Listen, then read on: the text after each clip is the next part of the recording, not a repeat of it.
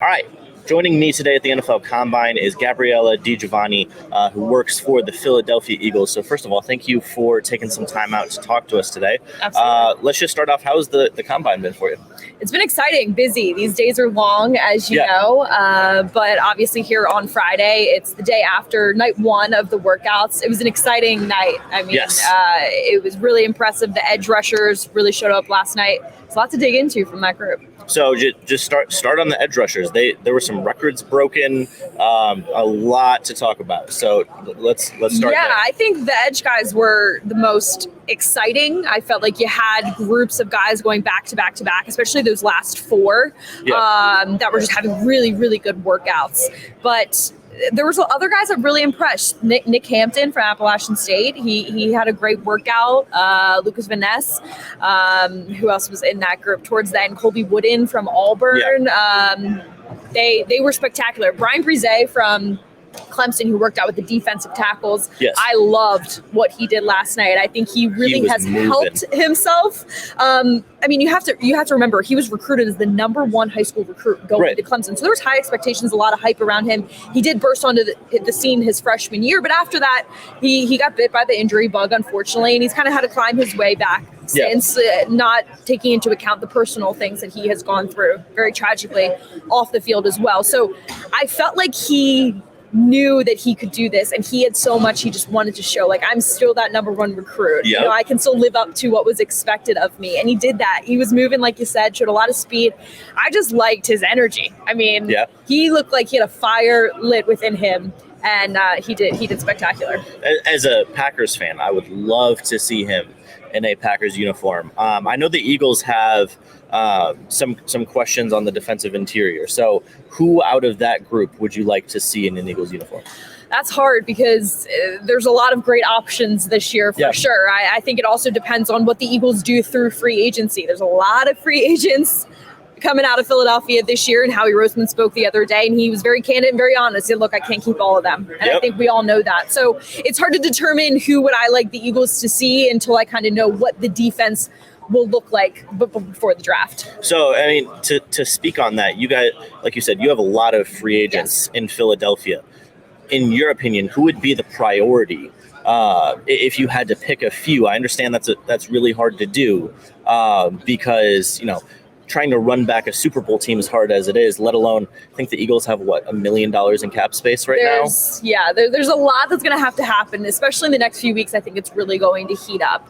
And, you know, I think where Howie Roseman is really good as a general manager, he's one of the best in the NFL for a reason, is that he doesn't just think of this year, he thinks of next year. Even in his press conference, he kept saying 2024 because he is thinking down the road, because he does have to consider other guys like Devontae Smith, who still may be on a rookie contract, and knowing what could be lying ahead. What do I want to do with players that are on the roster now moving forward? And so that's when you get into this draft process, there's so much more to think about. He had an excellent quote the other day where he said, you know, I don't just wake up the day after the Super Bowl and then think, what am I doing with this team? He said, I spend the whole season planning for the off season. And it's true. It's a big job. And so how he navigates the next few weeks is going to be really interesting. There's going to be a lot of eyes on what's going down in Philly. I do really love Howie Roseman because to me, it's incredible that he was able to build a Super Bowl team a few years ago with a completely different set of quarterback, head coach, like everything completely different. And then a few years later, do it all again. You rarely see that in the NFL. It's incredible. You wonder if teams are going to start to try and copy paste kind of the format that he's built.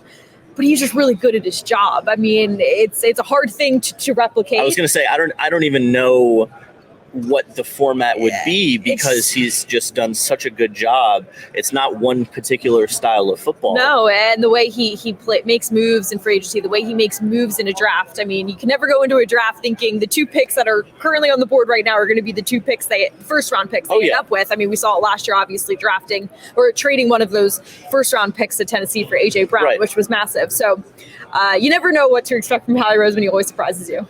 So just on a broader scope, were you at the Super Bowl? No, so we produce live shows for all of our games. Kickoff shows, post-game shows, week in and week out. So we stayed back in our studios and produced all of our content from home. So was sad to miss out on the day-to-day of the Right. Super Bowl, but we still had a job to do back in Philly. That's fair. How fun was it just on a basic level covering a Super Bowl team? It was fun. It was really fun. Throughout my career, I started my career in Major League Soccer, and when you're working for a team that's not winning, you're very challenged as a journalist to dig deep, find the stories, cover the team with integrity. And, even with the Eagles, the past few years that I've been with them, there's been good seasons. There's been seasons where the Eagles really struggled. Last year was tough. Obviously starting the season 2-5 with a new head coach and still questions around Jalen Hurts.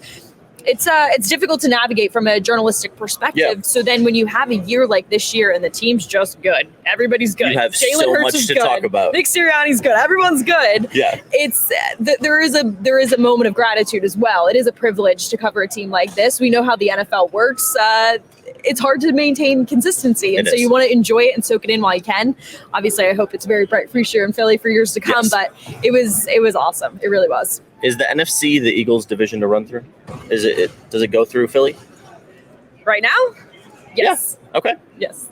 I only asked that question because of all the free agents they have to sign. But I've been talking to Bruce about this a lot. He has a lot of optimism about Justin Fields because he's a Bears fan. And I'm an Ohio State grad, so I love Justin Fields. There you go. So it's just interesting because Jalen Hurts, if Aaron Rodgers does leave the NFC, Jalen Hurts is one of 2 quarterbacks with Matthew Stafford that have been to an NFC championship game. That's crazy. So, by that sense, if you say quarterback's the most important position, it really does run through Philly. Yeah, and I had this conversation recently. I'm writing a piece on the NFC East as a whole because, of course, they had an excellent season as a division. And it's just interesting talking with people who cover the other 3 teams in the division, how these teams approach their off seasons, their free agency periods, their draft process, because now you're playing in a division with Super Bowl contenders. Yeah. And I don't think the Eagles are going away anytime soon. Like when we talk about what Howie Roseman is able to do, the Eagles are going to lose players this offseason, but I'm confident in the way he can reload. Right. So how are the 3 other teams going to respond to that? Because they have their work cut out for them now. They do. And even Dallas has an incredible offense. Washington, they have some questions, but I think they can get there. I think Ron Rivera leading the way is going to help. In my opinion, they need a veteran quarterback. They don't seem to echo that, so I'll trust the NFL folks on that. And the Giants, Brian Dable really impressed me last year as well. Culture shift, for sure. Yes.